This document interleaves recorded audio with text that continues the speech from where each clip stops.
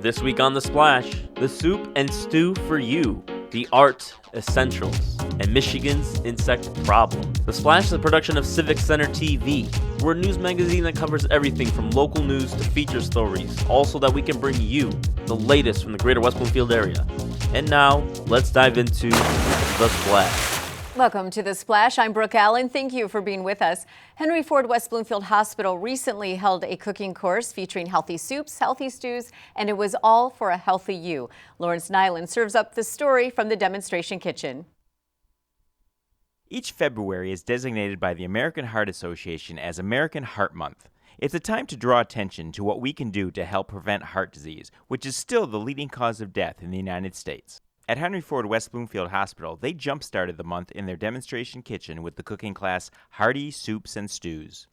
Tonight we are doing a Heart Healthy event to kick off the February Heart Healthy month, and we are talking about healthy soups and stews. We are making a wonderful Heart Healthy beef stew using local grass-fed beef from Livingston Farms, and we're also making a vegetable stew, and all of these are made with low sodium and low fat options. The classes definitely give the participants a nice way to learn how to cook heart healthy and carry that throughout their life, because it's more lifestyle versus just a diet. We never talk about diet, but we talk about lifestyle changes and modifying what we're doing. So if we can make things a little bit more healthy, that's only going to promote a healthier lifestyle. While there is a larger emphasis nationwide in February for healthy heart awareness, Henry Ford West Bloomfield Hospital does its part to promote that mantra every day of the year. This hospital really promotes a heart-healthy lifestyle. We have a greenhouse, an organic greenhouse here, where we grow fresh herbs and vegetables, which we integrate into our food. We also have Henry's Cafe, where we have low sodium, low fat entrees, and people come here from all over, and it's so great to see. We have people here that want to come and play cards and play Maj and eat a nice healthy diet, and just come here to enjoy themselves versus coming to be a hospital patient. And no matter how old you are or what your current health status is, anyone can quickly get on the road to a healthier heart with just a few lifestyle adjustments.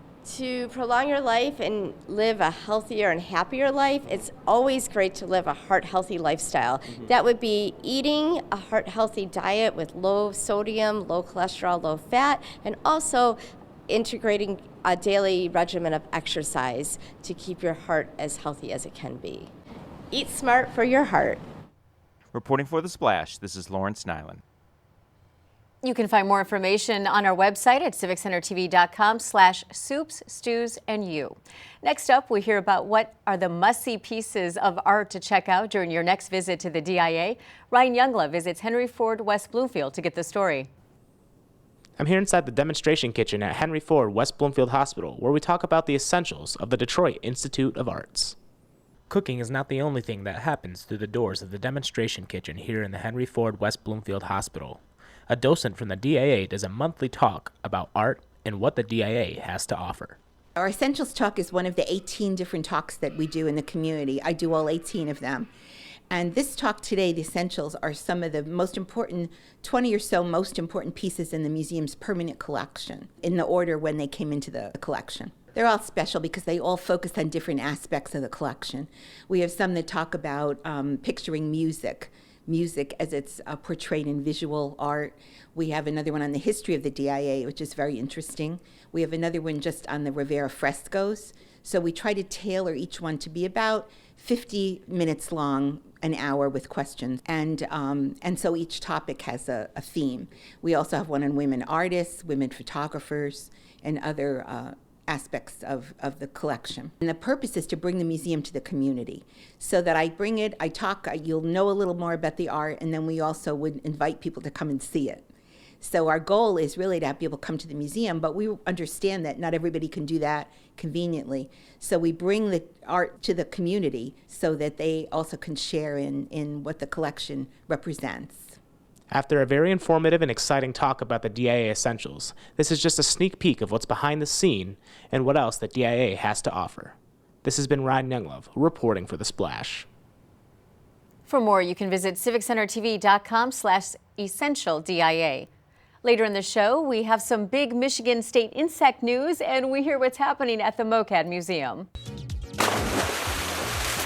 Don't go away. You're watching The Splash on Civic Center TV.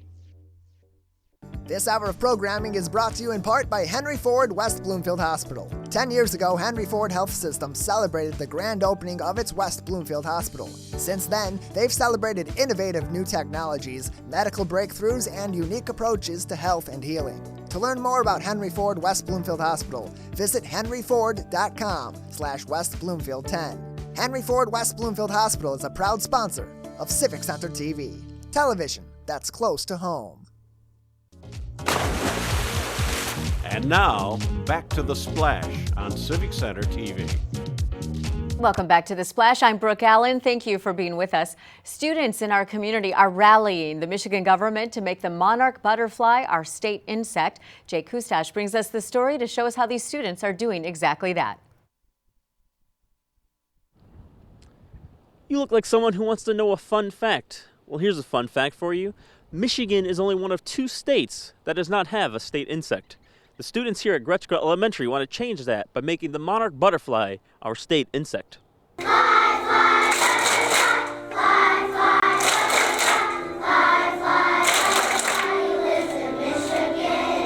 Today we came over to Gretschka Elementary School, Representative Carter and me, to talk to the kids about the bill that they asked us to introduce to make the monarch butterfly the state insect. Well, we don't have a state insect, and we're one of only 2 states that doesn't have one. And if you are familiar with the industry in Michigan, farming is our number 2, and we are dire shortage really happening with pollination. And so the monarchs are a big part of that. And they're beautiful, and we don't have a state insect, and what could be better than a gorgeous orange butterfly? It was just phenomenal, in my opinion. You know, we have an opportunity here to hear the voices of our future leaders. These young people are engaged with making the monarch butterfly the state insect, and it's so important to them. And just to see how proud they were, how much they knew about the insect, it was uplifting to me. The effort to get the monarch butterfly chosen as Michigan State insect isn't just about fun and catchy songs. It's also getting children informed and involved in the governmental process. The bills have to pass both houses in our state government. We have a House of Representatives and a Senate. The House of Representatives has the bill that they started. That was Representative Carter. And then we started the same bill on the Senate side a little bit later so that it can move faster through both houses kind of simultaneously. And that lets us work with the Committee of Government Operations on both sides sort of at the same time, which should help move things along a little faster. Well, I just really was inspired by the children. You know, when you're a legislator, you look at adult issues, adult concerns. You cut on CNN, all you see is adults. But when you see children so engaged, like I did today, I was inspired. And then that innocent love that they have, they're very trusting. Several of them came up to me and just hugged me. It's something I like, hugs, especially from kids. So I would welcome my opportunity to come back here and read next March Reading Month. The second graders will be third graders, and that's the grade we usually read to. So I look forward to seeing these young people again. We are just the sunshine. Hopefully the students' hard work and songs will convince the people in Lansing to make the monarch butterfly our state insect. Reporting for The Splash, I'm Jake Kustasz. To learn more, you can visit civiccentertv.com/monarchgovernment. And now it is time for the Civic Center TV event update, where we provide you with upcoming events going on in our community. And for a look at additional events, you can visit civiccentertv.com/events. Dispose of prescription drugs with Operation Medicine Cabinet, happening year-round in West Bloomfield, Keego Harbor, and Orchard Lake. And this project takes place at the police departments of the 3 communities. Disposing of drugs is completely anonymous, open 24/7 in West Bloomfield, Tuesdays and Thursdays, 9 a.m. to 2 p.m. in Keego Harbor, and Monday through Friday, 8 a.m. to 4 p.m. in Orchard Lake. For more information, visit oakgov.com or call your local police. It's time for a town hall. Senator Baer and Representative Brenda Carter are hosting a senior resource town hall. And here you can learn about helpful information regarding ways to improve the well-being of elders, whether you are one or have one in your life. This will take place on February 28th from 12 p.m. to 1:30 p.m. and takes place at the Bowen Senior Citizen Center in Pontiac. For more information, go to Representative Carter's Facebook page at Rep. Carter. Wag on over to the library for Read to a Dog. Fridays from 1 to 2 p.m., your child can improve their reading skills by reading to the happy and eager to be read to therapy dogs. There's no registration required for the event. For more information, go to westbloomfieldlibrary.org. Boom Stories, Boom Songs, Thursdays from 10 a.m. to 10:30 a.m. Visit the library with your child to enjoy some dual language stories and songs that will help lay an early foundation for learning a second language for kids. Not only will there be songs and stories, but also fun activities and games. Registration not required. For additional information, you can go to westbloomfieldlibrary.org. That's it for this week's highlights. You can find even more events online at civiccentertv.com/events and see everything going on in the greater West Bloomfield area. We're going to take a short break, but when we come back, I'll sit down with Elyse Foltyn from the Museum of Contemporary Art, Detroit. Don't go away. You're watching The Splash on Civic Center TV. You want it, you got it. Civic Center TV has been bringing you live coverage of your local municipal meetings for years. Now you can catch a replay of those meetings the following day at 1 o'clock and again on Saturdays and Sundays at 9 a.m. If that's not enough, you can also visit civiccentertv.com/meetings to view a whole list of on-demand township board meetings and keep up to date on the most recent developments in your local government. Giving you more, it's Civic Center TV, television that's close to home. And now, back to The Splash on Civic Center TV. Welcome back to The Splash. I'm joined this week by Elyse Foltyn from MOCAD. And Elyse, thank you so much for being here. Well, thank you for having me. Okay, so first of all, tell us what MOCAD is. MOCAD is the Museum of Contemporary Art, Detroit. Our museum has been open 13 years and we're right on the corner of Woodward and Garfield in the heart of Midtown. It is in a jewel of an Albert Kahn building that's probably close to 100 years old. An old auto dealership, which has since served as the gallery space of our museum. Okay, so a lot of people might pass right by and not even notice it, right? So there's this new push to bring some more money into the museum to kind of refurbish it to some degree, right? That's right. So tell me a little bit about that. Well, first, in order to find the museum now, we have this famous Martin Creed neon sculpture on the outside, on the Woodward side of the building, which says everything is going to be all right. It's totally encouraging and optimistic.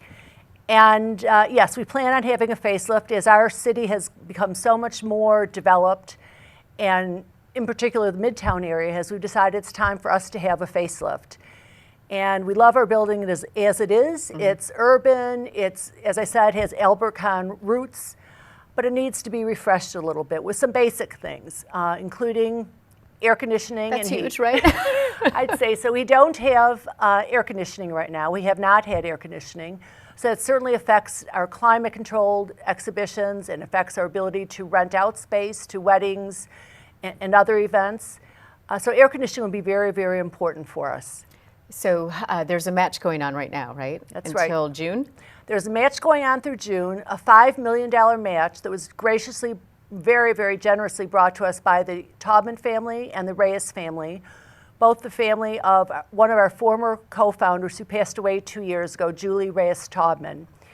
And the building, I'm happy to say, is going to be renamed in her memory as MOCAD at the Julius Reyes Taubman building. Until June, we have the opportunity to get $1 for every dollar we raise. So basically every dollar that's donated to us through June will be worth $2. And air conditioning, as I mentioned, is one of the things we hope to do. We hope to turn our parking lot into an eco-friendly plaza, which we can utilize more for performances and concerts and dance and events for the community. We also hope to make the building itself more accessible to Woodward and to the neighboring buildings by building a pathway. So kind of a walkway to connect everything. Correct. So what's so interesting is that you had 69,000 visitors last year. We did. Right? So is that the best year ever?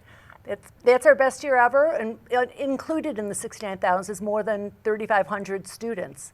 And that we're very, very proud of all of it. 69,000, 3,500, those are really important numbers to us.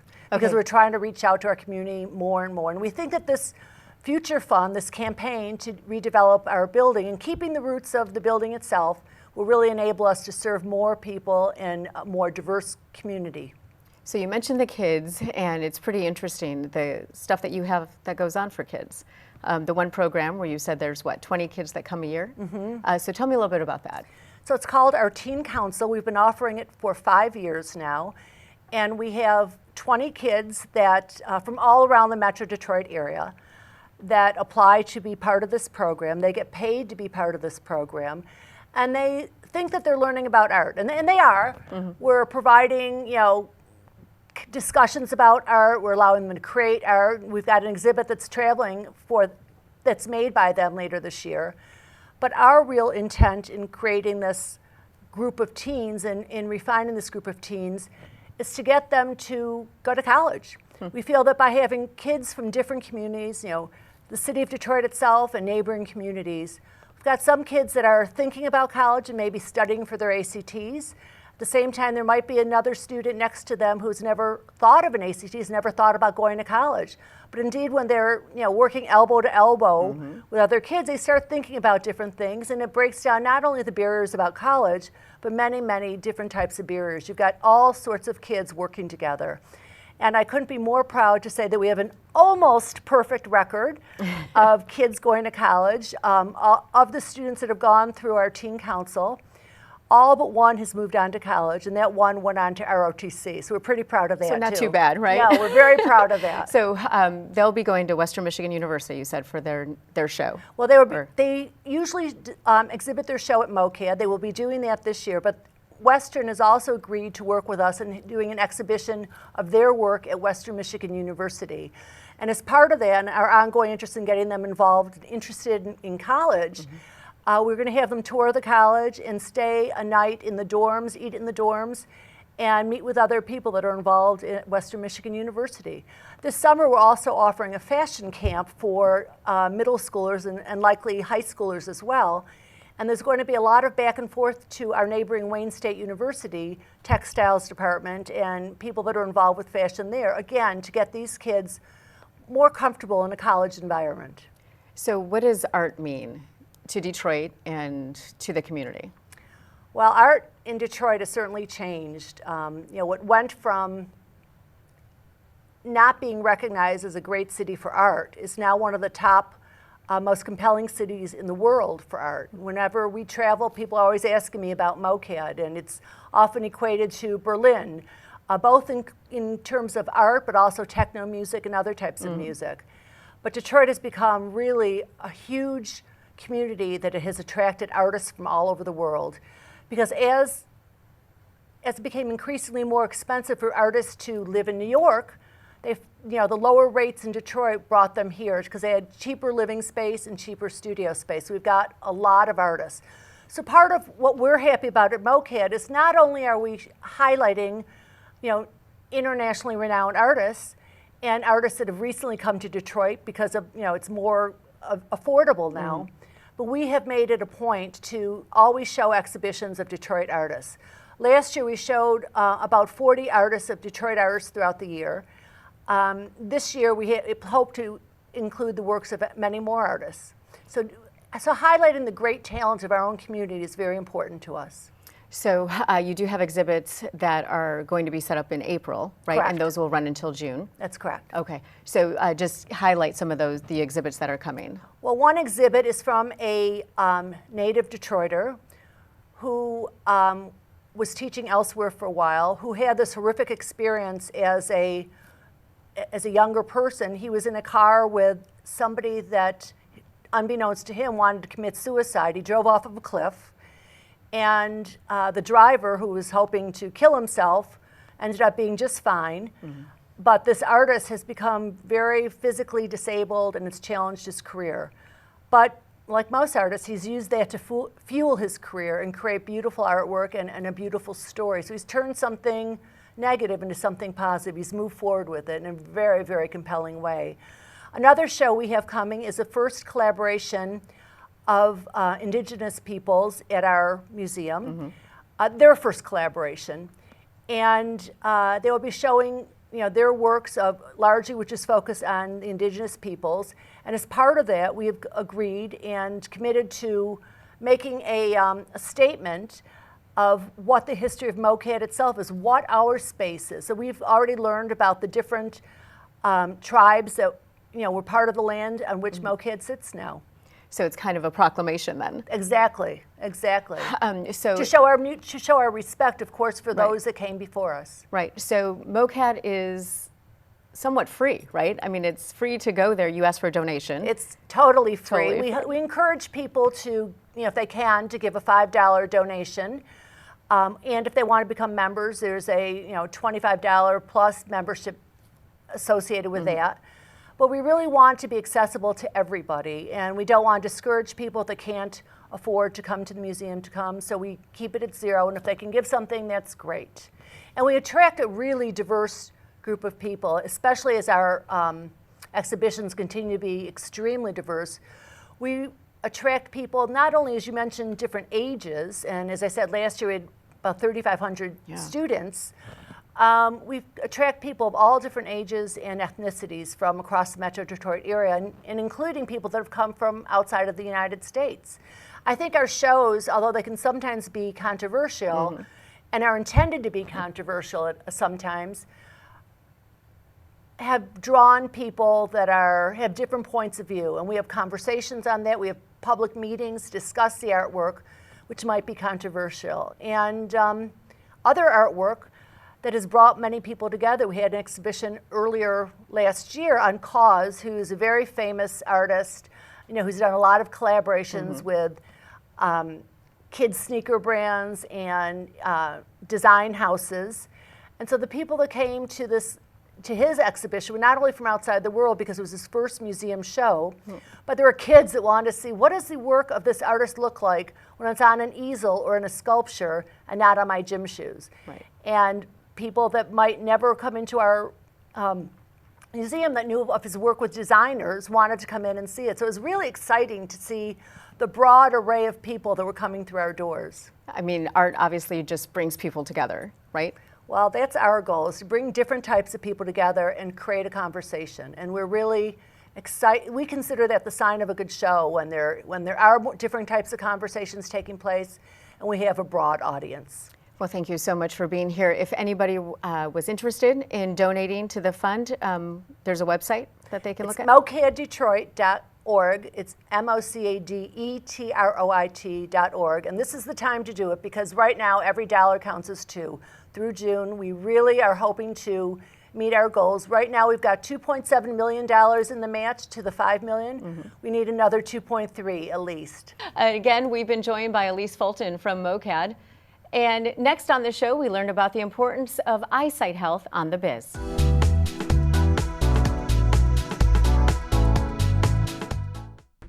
In this glorious age of computers, tablets, and smartphones, a drawback to these technologies is the stress and strain they place on our eyes. Here in West Bloomfield, Henry Ford Optimize is doing its part to combat these and all eye issues. And the key to keeping good optical health starts with a yearly eye exam. The eye exams are more than just checking for your glasses prescription or contact lens prescription. It's more about checking the eye health as well. So that's why it's important to come in even if you've never had a problem with your eyes. You passed every vision test at school, you passed your driver's test. You may have issues in the back of the eye that you may not have symptoms of, so you wouldn't necessarily know to come in. Where we're checking these things early on to make sure that doesn't become a problem for you. Which brings us to our cell phones and what precautions can we take to prevent any damage from our new national pastime?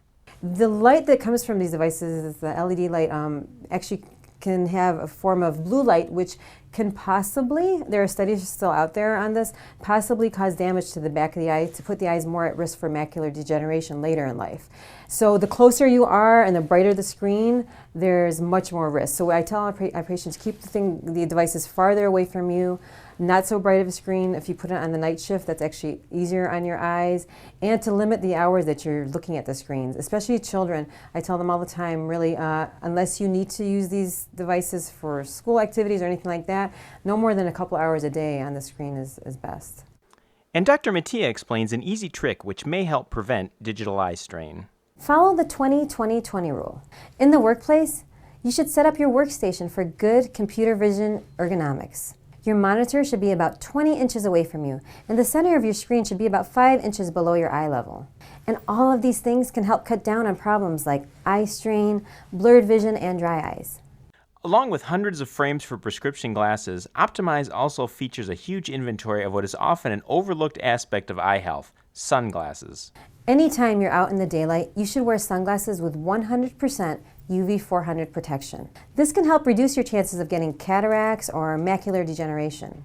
Even though it isn't sunny every day in Michigan, UV protection is needed even when it's cloudy outside.